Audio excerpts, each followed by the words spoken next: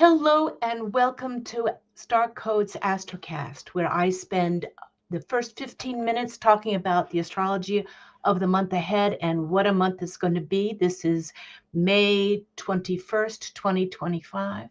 And then I'll be joined by Demetrius Bagley, a guest and a really good fellow astrologer, helped start the Queer Astrology Conference, leader in the vegan world, and organizer of the Black Podcast Awards. And he's really been a great astrological buddy over the years.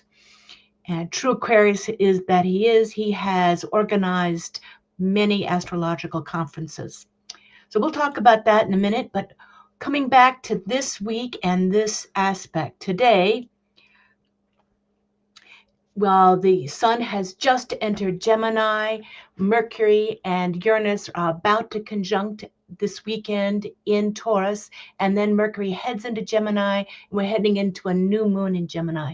All that astrological buzz, and that buzz has this extra oomph because Venus and Mars are both in fire signs now. Mars is in Leo, Venus is in Aries, which adds extra fire. They're trine, which can be juicy in our romantic lives and help make our hearts warm and active, but it also turns up the emotional volume and all the other aspects, and that affects politics as much as it does anybody's love life because it makes people so emotionally charged in the situation.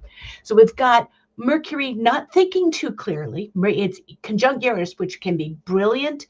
Uranus is the planet that spins backwards and sideways, or appears to, and it talks about change. It acts like a clutch. It changes our thinking. It can be urgent. So this is a great time to begin new projects, to brainstorm ideas with everything in Gemini.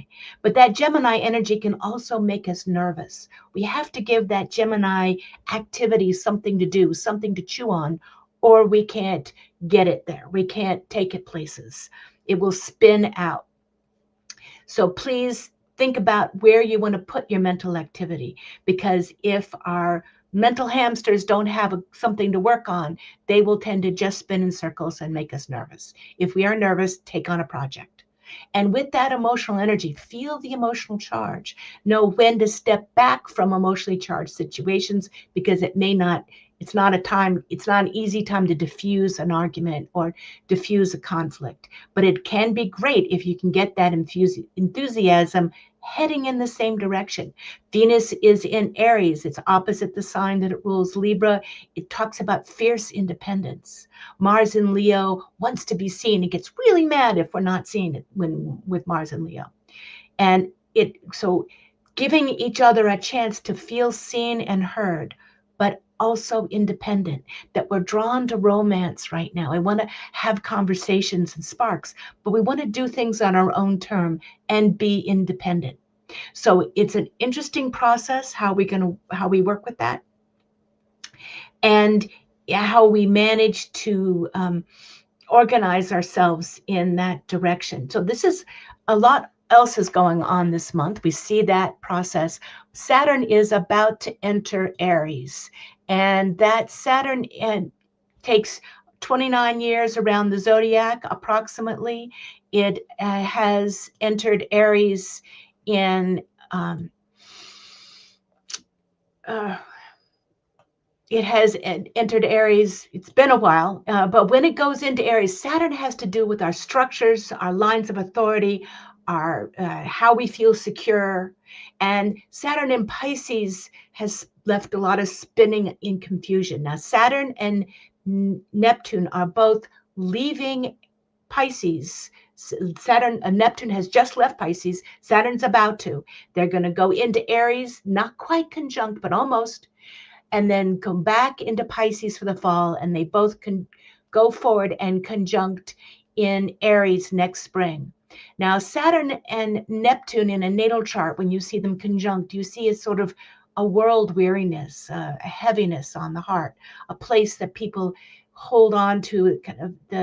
It's a philosophical gestalt. It's feeling the heaviness of it, but it hasn't happened in Aries in a long time. And that conjunction in Aries It was Saturn last entered Aries in spring of 1967 until about 1970, spring of 1969, and then again in April of 1996 through February of 1999. So you might think back on those times in your life, what if you are that old, and remember what was going on. Look back through history. Now, the last time Saturn was in Aries in 1967 was right in the middle of the Vietnam War. It was major. We'd been in that war since 1955, but that it started to really hit major offensives to try to finish it, but it ended up backfiring. It was, Vietnam was a place where a small war contained a fight between Russia and America, China and America, all converging in one place. And that sounds familiar. So we can look to leadership, Saturn leadership, in the military, in feistiness, but we can also see it in entrepreneurial leadership. What can you use, Saturn, coming out of a feeling uncertain and moving into a time of initiation in your life? Here we have the moment that Saturn enters Aries this coming Saturday at 9:36 p.m. out here in the mountain range. I am in Montana at the moment. And we'll see Saturn, it's within a degree of that Neptune, backs up but starts again.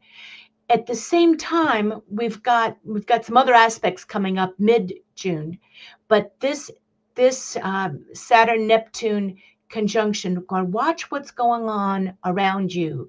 How do we handle the chain of command, the authority structures? We see this Saturn-Neptune conjunction, how weary we are of dealing with the fact that the organized systems that we thought were in place to run this country, the constitutional strength, the rule of law is being Neptuned, fogged out, dissolved, told lies about.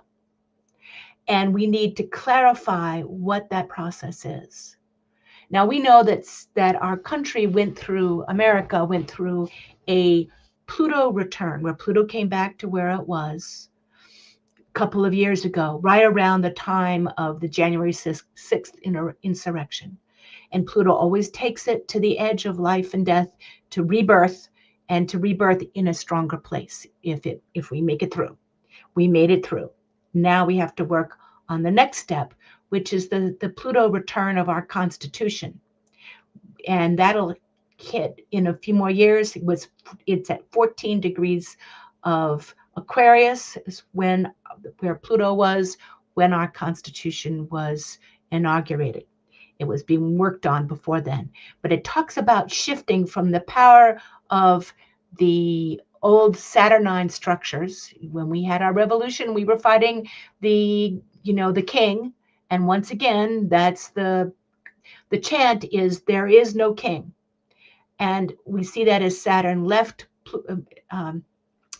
Pluto left Capricorn, ruled by Saturn, and moved into Aquarius, the sign of the collective people. Now, Aquarius is only as wise as the people are wise. So if you want to do anything to help this next phase, and Pluto will be there for a couple of decades, how do you help educate the people around you into what's going on, and really work on awareness, some form other than the public media, which is not doing a particularly good job. So what is really good communication that you can offer? How can you leave an echo chamber, leave your familiar place, and reach out? Now that Saturn Neptune conjunction can also, Saturn Neptune conjunct in Aries during the time of a great storm back in England that killed several thousand people in, I think it was in the 1600s. So I see, hi Demetrius, I'll bring you on in a second. And thank you for finding the right link. I sent the wrong one earlier. So we have that. I think there will be storms that will continue during the summer. I think we have to keep an eye on the weather, but that whenever we see an astrological pattern happen someplace concrete, like the storms, we also see it happening in our emotional realm. So look for how do we handle political storms? How do we handle interpersonal storms? Storms can power us forward if we use it in a clean way. But I want to next the chart I want to talk to are the aspects we're going through in mid-June, because we're going to have two difficult squares on June 15th. We see Saturn and Jupiter forming a tight square, and we see Mars and Uranus forming a tight square on the same day. And that looks to me a tricky time. I'm going to ask Demetrius thoughts on that in a minute.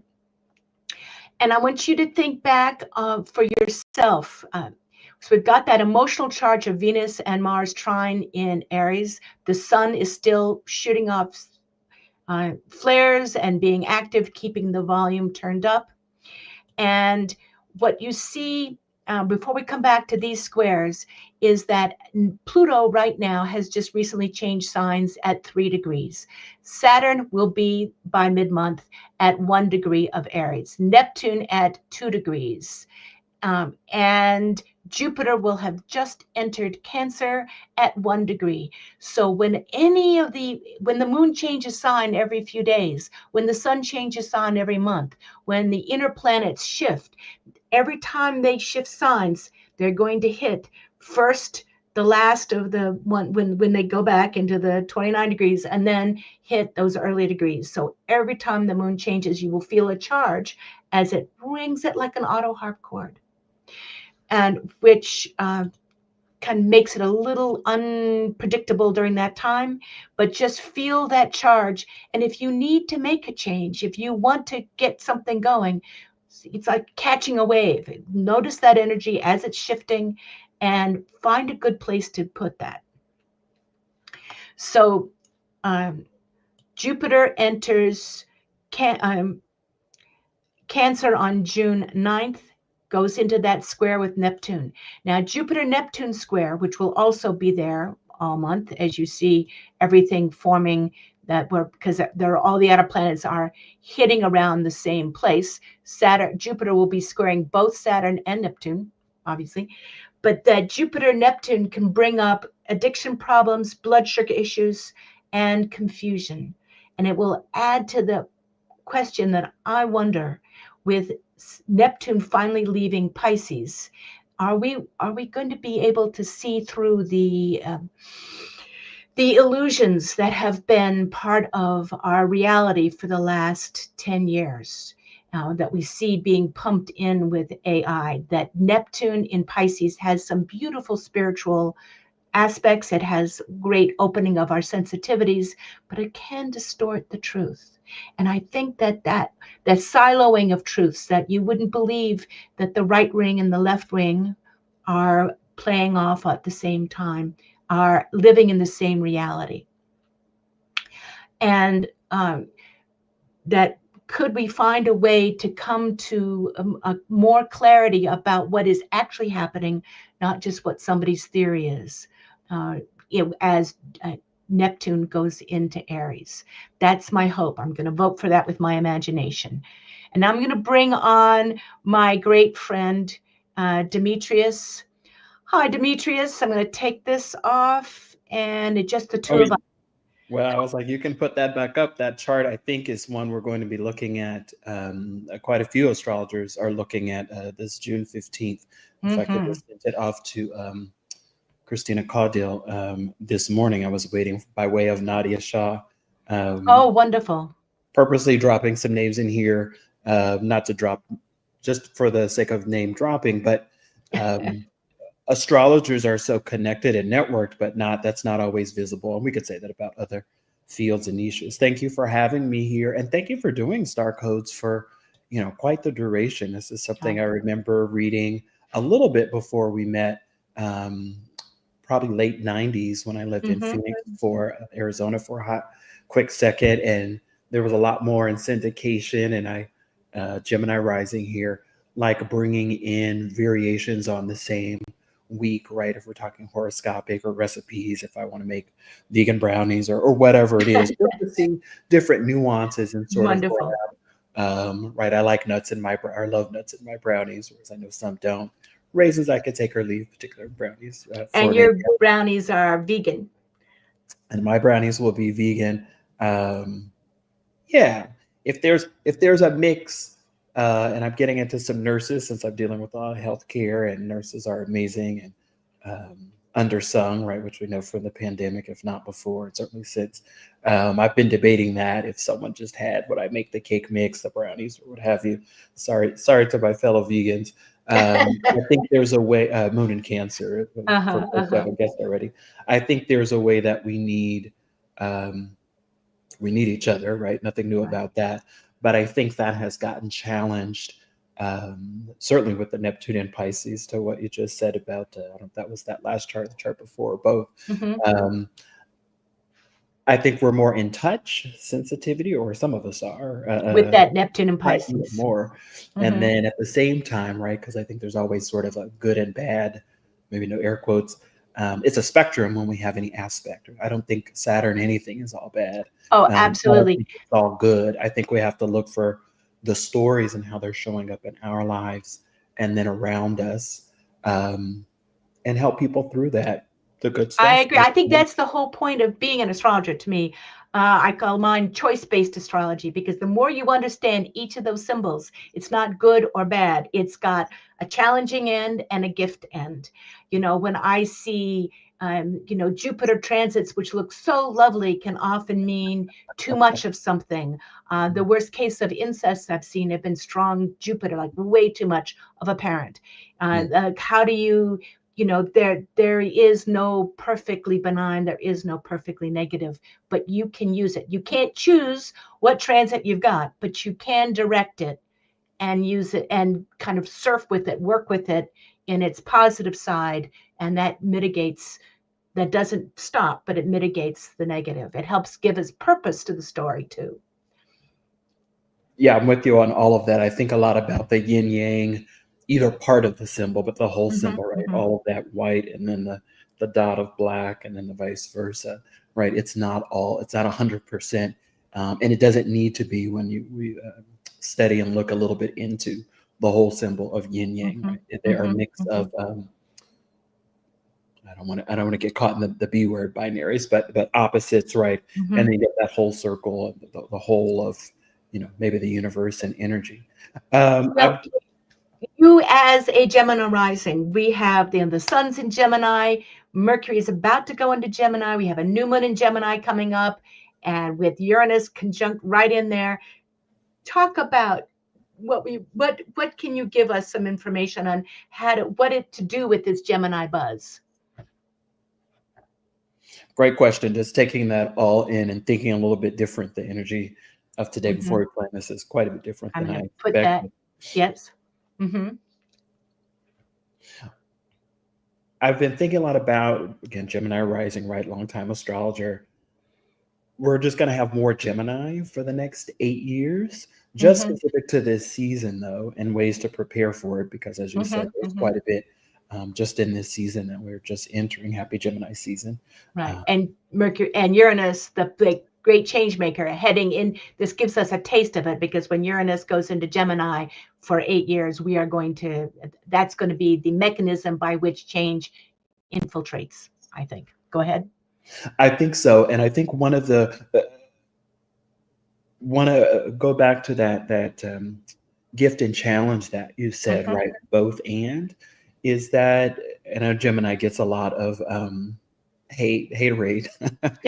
So one of and I understand that as a Gemini rising, parsing that out here is Gemini really is that concierge, that 360 degrees information of the zodiac, right? It's that first air sign. So I think that it is in touch with possibilities, plural. I don't know if I say more than maybe a Virgo, but easier, and just very open for better and for worse, right? That Jupiter / Sag opposition, and certainly throw in that I think about Mercury the god, right, or Hermes if you prefer, and just this access to quote unquote anywhere, right? Hmm. Olympus and down into the depths of the underworld with Hades, Pluto, out to Poseidon slash Neptune, and anywhere else, and certainly this communicator, right, this messenger, which I don't think is always about particular astrology delivering the message. Sometimes I Hmm. think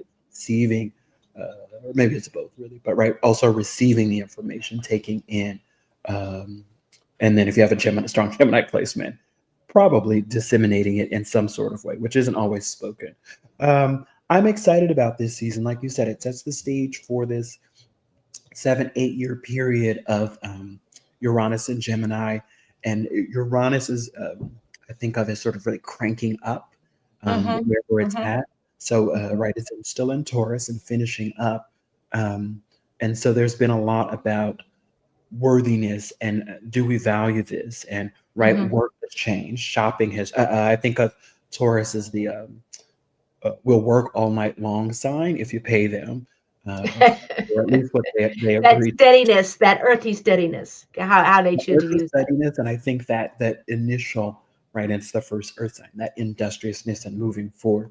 I think there's a way that um, if Taurus, quote unquote, will, if it's valued, take on any work, and then more so in Uranus, right? We're talking about RTO, return to office, work from home, and that I think that is very much this Uranus in Taurus period.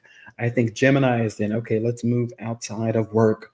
Let's go, not just play, although I think that a little bit play belongs to Leo a little bit more, but Gemini really is about circulating, right?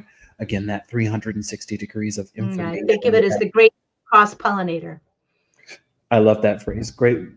Just going with that. I don't know if I want to say anything else particular about this Gemini's Sun and Gemini season. What I want Hmm. to stress to folks, though, is good stress is Gemini really, if Aries can get things going, right, as the very first sign, I think Gemini is really great at the circulation and social butterfly and helping to connect people, them being dots. I don't know that Gemini is always conscious of the dot connecting, but I don't think that that role, that consciousness belongs to it. I would argue that's quite a bit more Virgo, or maybe even Libra, or combination, without Hmm. getting off on That's that. what I think of is it's cross-pollinating, but it doesn't always see what's going to bloom in response.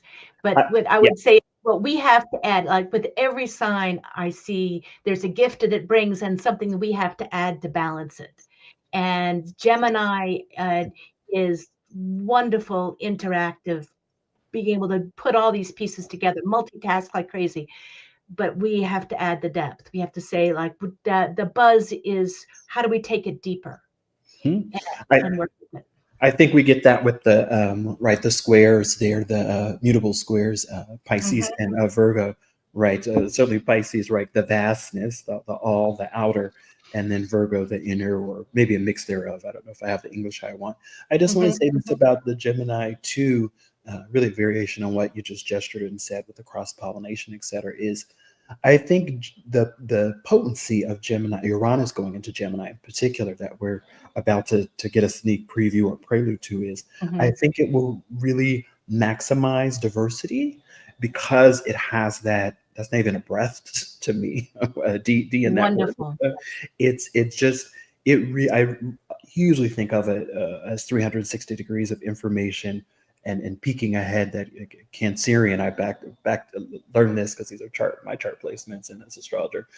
If can a Cancerian placement is 360 degrees of emotion, potentially, not all at once, then I was like, well, how did these morph? So I think what the opportunity collectively, and certainly Mhm. individually, is just more diversity or more options and opening up. Not necessarily to the whole 360. I don't think pretty much any of the other signs want that. I'm not sure that Gemini wants that all the time. But just to have more options, I think is quite fascinating considering technologies today. Uranus arguably being related to technologies and innovation, and not just digital technologies. I think we forget that there are other types of tangible and certainly intangible technologies without trying to go into that today. Let me give another quick PSA and say this and flip it. Geminis are not your enemy with, No. I don't want to dip into politics here, but at least not yet. They're not, but they have a lot going on, and there aren't filters or censors. I think that's what its polarity Sag has in common, is it's not about censorship. It really is a quite incredible openness to things, which certainly has its minuses, which Pisces can probably articulate better for us. And speaking of diversity, something that both of us have talked about before, about the healthiness and sturdiness in the ecosystem. As a Druid, I find the natural world is my holy scripture. And I see that diverse ecosystems are sturdy, resilient, they make things happen, they're fertile, they're juicy. And I see that in any field and in our lives. And we've talked before about, you started on that point, the queer astrology conference in 2020.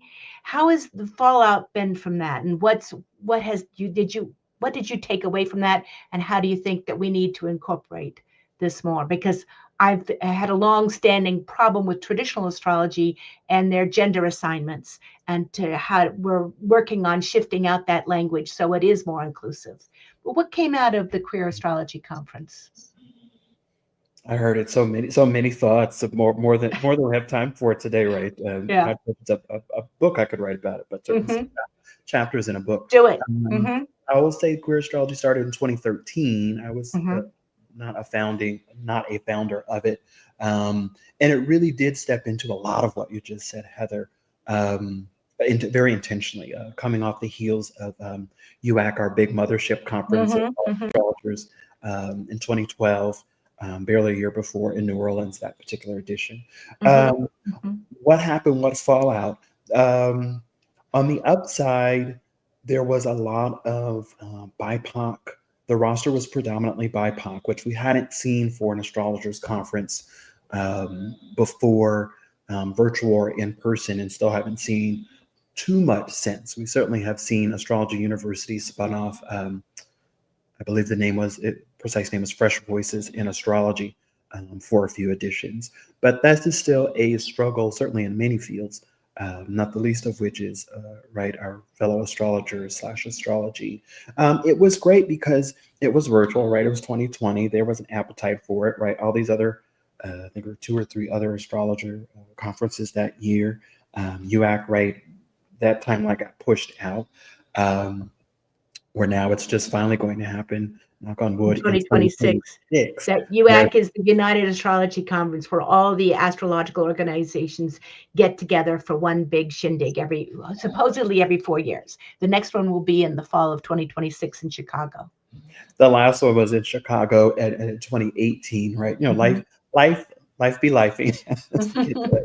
Life happens as we over 40s, more familiar with. It was great in many ways, Heather. A lot of people got the opportunity. Astrologer conferences that have a fresher framework that allow more new voices in. That's super important, right? As people age absolutely out, agree. or have other responsibilities, or step away from astrology into something else, or step off the plane, etc. A lot of challenges there I saw in the prior decade, and did some fighting for with my late mentor, Donna Van Tolen, with the SOTA conference, SOTA, State of Astrology conference, without dipping into there. But I think it was 38 of us on stage, screen, literally using Zoom for these recordings. Be made available again going into summer. I've got to move the files around. It was very political language, not just because it was 2020, right? Because of the queer, all the astrologers who presented are out and queer. Again, predominantly BIPOC roster, which we hadn't seen irrespective of the queer before, but there had been issues before about how color light or colorless Some of the color light, let's say, were not racially diverse. Prior rosters had been. It was international. I think it was 4 continents, don't three or 4. Excellent. One. And then there was a small 2023 Queer Astrology Conference. The one in 2020 is the 5th. The one in 2023 is the 6th. I'm not sure if we'll see, unfortunately, 7th in 2025, since my chart is getting hit up, which without going into that here. But yeah, it was really great and powerful. Right, I'm sitting in a different seat as the single parent producer of it. In some ways, it felt like a thesis for me, or maybe even I'm not sure if a dissertation is quite right, but something like that. It was a culmination of a lot of volunteering and a lot of really trying to understand why we hadn't seen more diversity. And I just want to say that diversity isn't only, certainly that was about BIPOC, which you've heard me say, but it was also about accessibility. It was also about affordability. It was about international, which is challenged. I already see people saying that they're not coming into the U.S. For UAC because of, A, they're not sure if they can get in, B, they're not sure if they could get out, and those have a lot of cost implications, just cash costs, not to mention emotional and mental, et cetera, et cetera, et cetera, with the hostilities of this understatement, I know, or the cruelty. Let me be a little more. I couldn't agree with you more. And I think if we want to really understand something, the more holographic, the more rounded view, if the more when I lived in New Mexico, we were just south of Santa Fe was the Sandia Mountains. And it was such a beautiful example of why you need diverse views, because on one side it was continental upthrust. So on one side it was a slow, gentle mountain, and then it was rough, jagged cliffs on this side.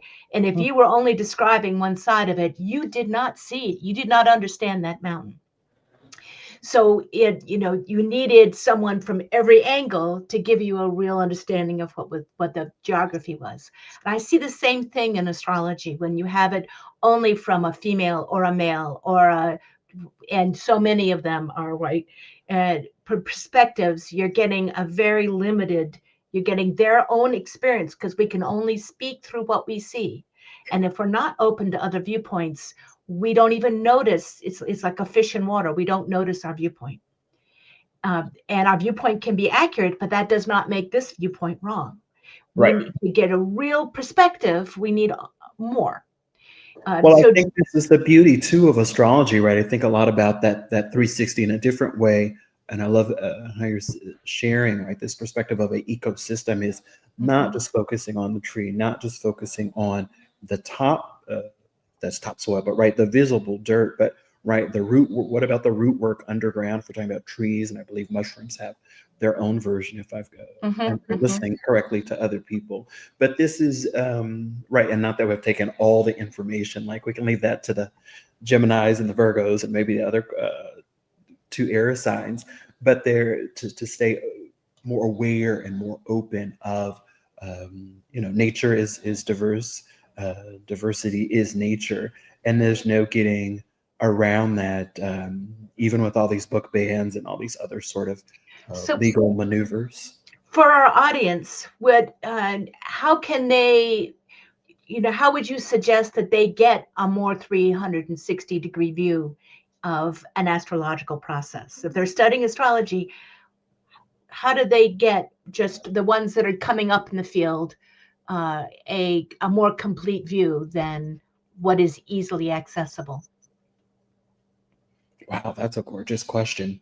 What I'll try to do with it now is remind myself of how I've been studying a little over 30 years, right? So a little bit past that Saturn return astrology.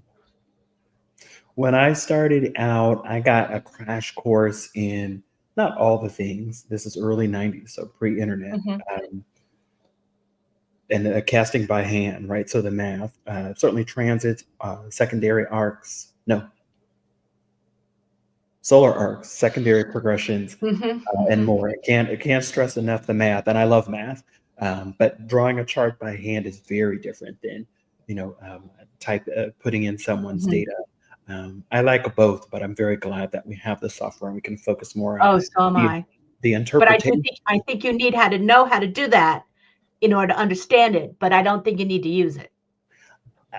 I tend to think no. I'm more interested in, The pattern. and I see how math isn't taught, outside of astrology, for youngers and even Gen X, others.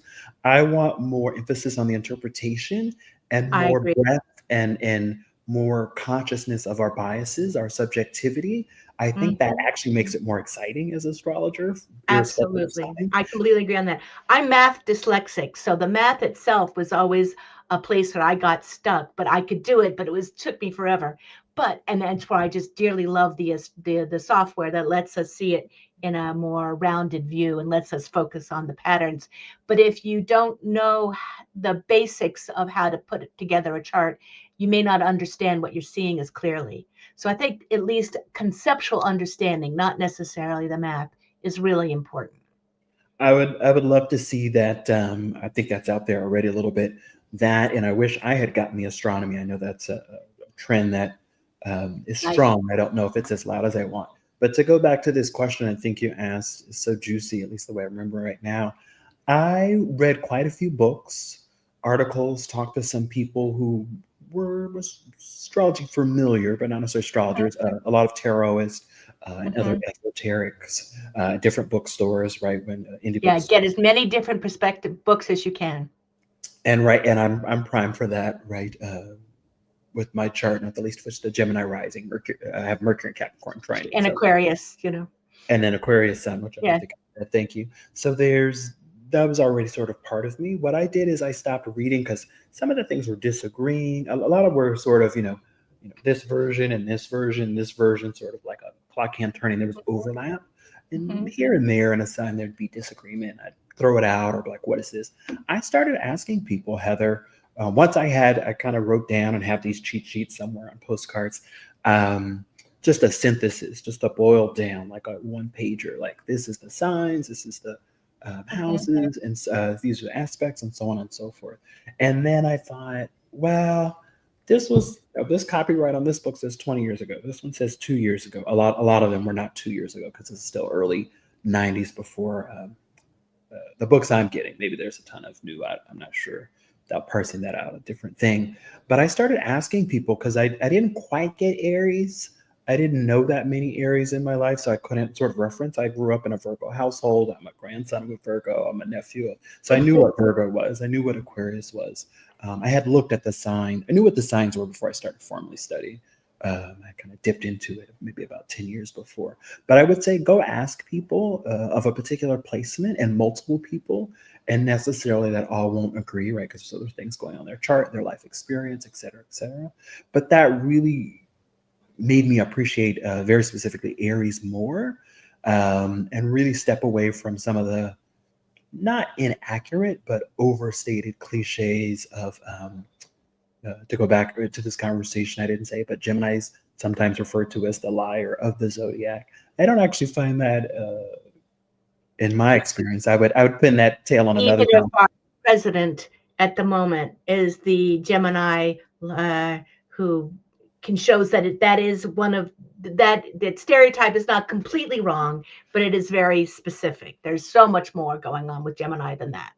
There's so much more going on, and I think, unfortunately, I think we may have manifested him saying on to tweeting too much. This is the liar side, but, I digress. Um, I think there is. I know there's a way for me polling, and that's just sort of something I do, Mhm. astrologer, hat or not. And I just heard a lot of nuances. Capricorns were the most informative. Whole little conversation, a different time for there.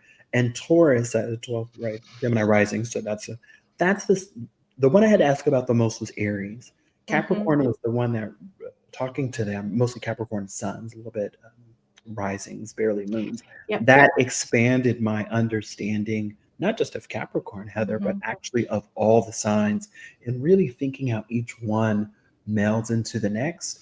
And I that think you're saying what I'm hearing is that make your read, but don't stop there. Read and observe. and I'd say when I ran away from home at 15, I had my ephemeris with me. And I went back in a few months later, but that I took and I started looking at everybody I met. Now you can do it on your phone app, Astro Gold, and look up and list the sun, moon, and ascendant and all the house placements of everybody you meet, and then watch them. Don't apply your knowledge to them until you really know what you're doing, but go, oh, is that what a Mercury in Gemini sounds like? That's what a Mercury in Taurus. How do I talk to that? What's this moon in, what's the moon in Scorpio? How do I deal with it? Watch them, let them teach you about astrology.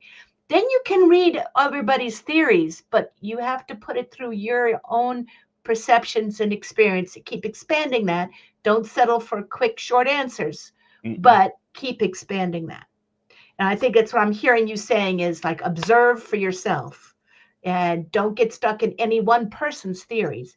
Listen to lots of different theories, and see how they fit together, which is what I like about what you were saying. Yeah, all of that beautifully said. And one thing I would say, I don't know what it looks like right now for books, and I know getting astrology books from libraries can be super tricky or just not happening because they're they're listed, but in the catalog, but they're out, but they're offered reference or all sorts of things. Is if you don't have access to books, plural, is go ahead, astrology books specifically, go ahead and ask and poll people. People want to want some of the knowledge that you have, and they certainly want to, broadly speaking, I think this is less and less true, these different younger generations, but talk about themselves. But I would say observe, just as you said. Go ahead and add, right? Double air sign here, though. Go ahead I'm and going to recommend my book here. I'm going to do a little plug here for my own book for anybody walking into the field. It is meant to make it to be a starting place where you really absorb how the pieces fit together. So just doing that. But we all have versions of how we feel that the entranceway is. But I wanted to say, you were saying about observing, which is so important. Yeah, I think it's really important. There was a way to gestured when you're saying in that, I'm like, ooh, that's a clip to take out of social media. Don't impose what you think, which I definitely did, right? So speaking for experience, when I was just casually studying the signs before I really understood there were charts and all these other things. 10 years later, when I really started studying astrology 30 plus years ago, the whole of astrology is opposed to the zodiac, as it were, the 12 signs is, it's not a religion. Don't impose it on people. It's more complex, right? When you see the sun, whatever is making aspect to a Saturn or not, or whatever in a chart, all these things keep flavoring and playing around in a person's life, including our own lives. And so you might ask a person, today, Wednesday, and then check with them in, I don't know, let's say 100 days, and right, some part of their chart has been hit up, and there's a different flavoring or disposition or what have you. So it's not static. It's not cookie cutter. It's not earthy, so to speak. It's just, or a fixed sign if you want. I'm kind of trying to blur these astrology things. Let it breathe and let it be open. I think an important thing that I've learned more recently is to think about astrology not so much as a quote unquote art or a science, and that long debate among astrologers and certainly non-astrologers, but think of it as a language, and language has to move and to breathe. And that actually will become, I think, even more important as we continue talking about AI and other emerging digital technologies, and many things connected to those. But also, we're in the new age of air. That was part of what was so interesting about the chart that not that you just showed, but that June 15th, three things, thank you, is one, this is a Jupiter Saturn square, right? Exact. So this is the first quarter of this opening square that we're in. And there's a lot happening in this chart. And even later in the morning is a chart that I looked at earlier today in this weekend. I think 11:12 a.m. Something is precise, might be the Jupiter Saturn is exact there. And the Mars Uranus square. This is the exact for the Mars Uranus square. The Jupiter Saturn, I think, is exact when you said they're both very close together. And that's all important and dynamic, I'll say. I want to gently say, and I am going to put just a touch of politics in here, more than a touch, this is the day after Trump's birthday. This is the day after this parade that is, I believe is happening, but I have kind of tuning it out. That's on me. And other astrologers have some ideas about what will happen that weekend. I'll leave that for people to stay tuned or to go seek out. I'm not familiar enough with his chart or this chart or even the US's chart, which I want to make a comment about here. But this is back to the observing. Let's see what happens. I think it's great to write down. Prediction is a very tricky word, astrology or not, but I think it's good to pay attention to our intuition and psychic messages and, but not be beholden to them and not to impose or put them in places they do not belong. But also to be aware of extra information that we gain from whatever sort of modality or source. I just want to call out, and then leaving this chart alone, again, not a mundane astrologer proper, that Mercury is touching the U.S. sun, right? It's moving to the U.S. sun. So there's a lot here to watch. There's a lot here to watch. I don't think this will be a boring weekend, is how I like to say a lot as astrologer. My joke is, this is a boring chart. Big air quotes there. It is not boring. I have paused a few times in the last few days. Jupiter will have just entered Cancer. And when we're talking about that Jupiter-Saturn square, and I agree, I don't like to predict because I'm always amazed at the multiple ways that we can live out the same aspects. But you can say how you can work with it.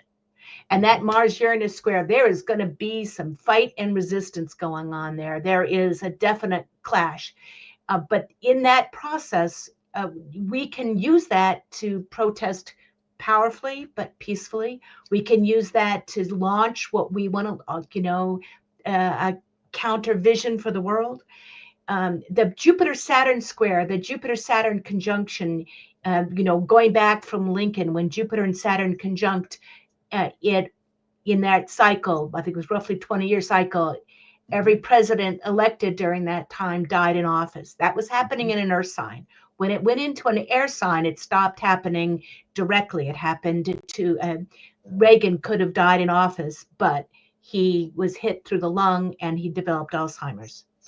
The last Jupiter, so it shifted to air signs, and the last time was in 2020, and we see during the election of 2020, and we wonder about there's been a lot of questions about whether Joe Biden, who stayed a great president to the end, was as on it as we would like to have had him. Well, one thing that was used against him. So this is the opening square from that conjunction. And we usually see, often there's a budget crunch when the Jupiter and Saturn square, you see the expansion principle and the contraction principle, the two political planets. When they are squared, you often see a real stalemate in the government. You were saying? I'm sorry. I just wanted to finish my thought. No, you're good. There's so much in this chart and so much juicy astrology, right, in 2025 across. I'll leave that. One thing I want to circle back to that's a little bit in this chart, but barely, and a few things you just said. I'm hopscotching across to make this point. I mentioned the new age of air, which necessarily begins with that late December 2020 Jupiter Saturn at 0 Aquarius, right? And that point is going to keep getting hit up by Neptune going back and forth, right, with the sextile plus Saturn in and out of Aries over the next so many months. Likewise, this Uranus and Gemini, right? They'll all a trine from that. I don't necessarily always subscribe to a quote unquote hard and soft, or actually, you know what? Even the hard and soft aspects. Yes, hard and soft aspects. Thank you. Even if I do. And I have a mix in my chart of some beautiful trines and some very, very loud squares, I guess I'll call them, is the trines, as I think a lot of astrologers will say, and hence the soft designation, they slide in, but that's not always great depending on what the two or more planets involved are, and the signs and what else is happening and whose chart or what's chart, if it's a business or country or state or city or whatever it is. So, I just want to look at it, right? That's just the math. I don't want to necessarily qualify if it's hard or soft or good or bad or whatever. Like what else is Well, I often think of what's it like teachers. Like the sextile is your best friend, but your best friend's not going to give you the hard time that you need to grow sometimes. The squares are the challenges that, like the martial arts sensei, that challenges you, but you have to grow with it. Or like a combustion engine. If you don't time it right, all those squares can you blow up. But if you do time them, work with them, it gets you places. It's motivating. You see, you need a good balance between the hard aspects and the soft aspects to kind of really get moving. I think That's what so. I've And seen. then even right to I think of trines a lot about a plateau, right, which has its pluses, but also going to have its minuses, right? It doesn't have friction, and really things can just kind of keep gliding along, Mhm. which maybe they don't need to glide along; they need to stop or they need to change. Coming back to that hopscotch I offered is, in this new age, I say hashtag because that phrase came to me essentially by way of Twitter, and then UAC Chicago, Ray Grassi, I think specifically, What? in his talks about the 2020s, the Hmm. 2018 Big Astrology Conference is new age of air refers to that Aquarius. I don't think we're in the age of Aquarius, different conversation slash Right. debate altogether. But right, have had all these planets go through Aquarius, and we still will have Pluto there right into the early 2042, 2041. So Aquarius has been the backdrop pretty much for all millennials' lives and anybody younger. Almost Gen X, but not quite without parsing it there. But also, what's happening, which I'm sure, think you've talked about, I know you've talked about in your column and probably on the show before, and it's an ongoing conversation, is not everything, but these outers are moving into air and fire. Air and Hmm. fire move fast. Huge Air, difference. We went from all the major outer planets and introverted, more introspective water and earth signs to action oriented out there fire and air signs. Really big shift. And we're right in the middle of the shifts. we're right in the middle of the decade, we're right in those shifts, and shout out to Wendy Stacy, again, dropping these names purposely because it's all connected and we learn Mhm. from each other and give to each other. And Certainly, all those names that Demetrius, who's very networked amongst the astrologers, mentions, go check them out. Again, develop your diversity of perspectives. Go ahead. thank you. Yeah, and some of the power of my Gemini rising with the trine, it's ruler Mercury, even out of sign. Although I don't care about the out of sign. I'm like, what's the math? But because Mhm. I'm pro math, and that literally is how I was taught. Mhm. Um, Mhm. Uranus coming out of Taurus has been so amazing, I think, in many ways, and crucial and critical. And I think it'll have to come sit in Gemini for us to really see collectively the seven, Mhm. 8 years, Mhm. all it's done there, and around can't stress enough shopping, um, work. I think the work is very obvious to people. I don't know about the shopping. This Well, late. Uranus and Taurus change almost. So many stores have gone down because everybody's shopping online. Yep. That's very much a part of Uranus and Taurus. And shout out, wink wink to Pluto and Capricorn, because I think that was part of so many stores closing down as opposed to reinvention.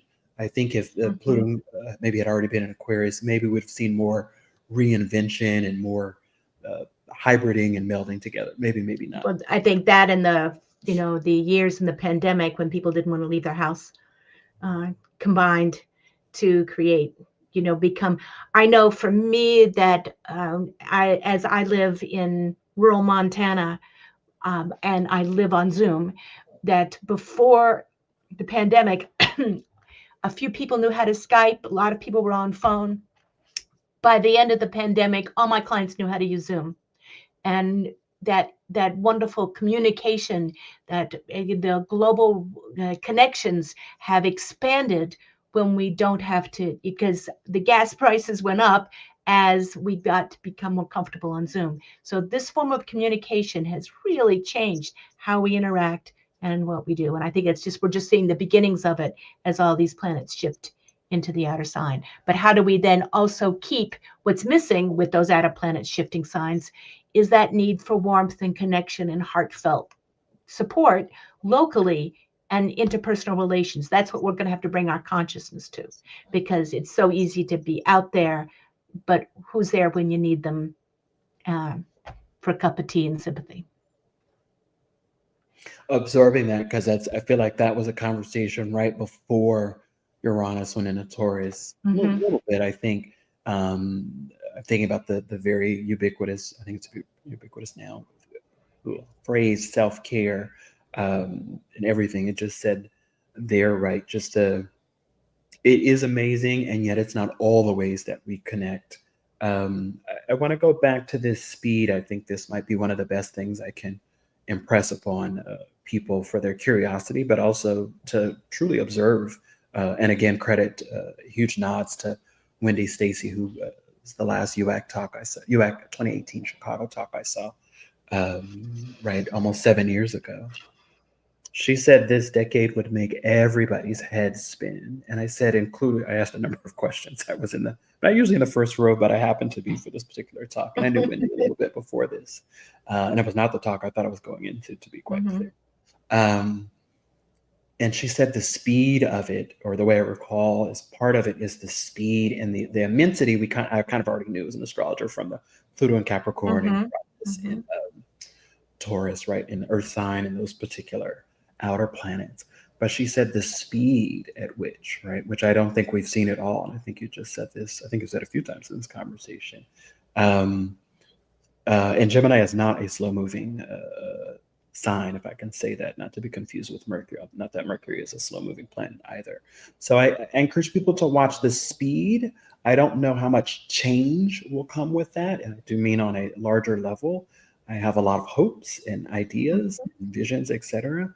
But I'm a certain age now, and I feel like a lot of societal things have to do with the Jupiter-Saturn cycle. Keeping in mind it's at Aquarius, which is an air sign, if also a fixed sign. So, and I learned modern rulers, so I'm still more. I agree that the Jupiter-Saturn cycle, that there's a lot of, there's that when we see these aspects, I think you just said something really beautiful about, you have a lot of hopes and dreams, that we have to have a sense of where we want to take these. I think of it as, what is our lighthouse? Where do we want, if the planets are shifting and the world is shifting and our reality is shifting and the politics are shifting, we can't go back. That we can't, again, we have to move forward. What attributes do we want to use? Do we want to invoke in the future? And how do we use these aspects to get us there? And I think that's going to be important for all of us to think about where we want to go, not fight the changes, but use the changes to get where we feel is essential to get to. Ooh, that's so, I will want to go back and play that part, because there's so many branches off there, just thinking about this administration, U.S. presidential administration, etc. But not going there for time reasons. I want to say thank you for this conversation. Again, thank you for all your work over the years, and the poetry and the woo, but also the groundedness that you mix so gorgeously, so gorgeously. Thank you, my dear. You're welcome. And I hope more folks will show up in this sort of camp posse lane. There's so many different, and there, we spoke the other day, right? There's so many different voices and flavors and styles we need to speak to the masses. I don't think there are nearly enough astrologers, working astrologers in the world in different ways, right? To use the language to help a person, if not people, if not businesses, and countries move forward. 1 minute left. What would you like to leave the audience with what are you calling them towards? Two things. Watch the air fire jump speed, which is going to go back and forth over not even the next year now, right? I won't parse those out, but hopefully you know. Or let me say Taurus to Gemini, back to Taurus, back to Gemini, Pisces to Aries, back and back. And I want to underscore this. I'm watching the clock. Let me not do that. What you just said, Heather, is Aries wants to move forward. It will move forward, full stop. Let's go with it. And let's do that in a healthy, happy, and together way. I think some people that you said earlier in this conversation, well, they wake up, so to speak, pun intended, moving Neptune into Mhm. Aries. I think some will, but some will separate further out. But I think the most of us are going to come together and say, let's go forward and sort out what that is for most of us, because I think all is always a tricky endeavor. So the speed and that, there are other things to say, but Wonderful. work with it. As you said Yes. earlier in this conversation, work with it. And I want to add with us, get as many different, go to different astrologers, listen to a variety of different approaches. Do not think of one is right, one must be wrong, but these are different facets. And the more complex a view you get, the more you will see a three-dimensional sense of the truth. So that's what I'm going to close on. And thank you, Demetrius. It's been a great pleasure. Thank you so much.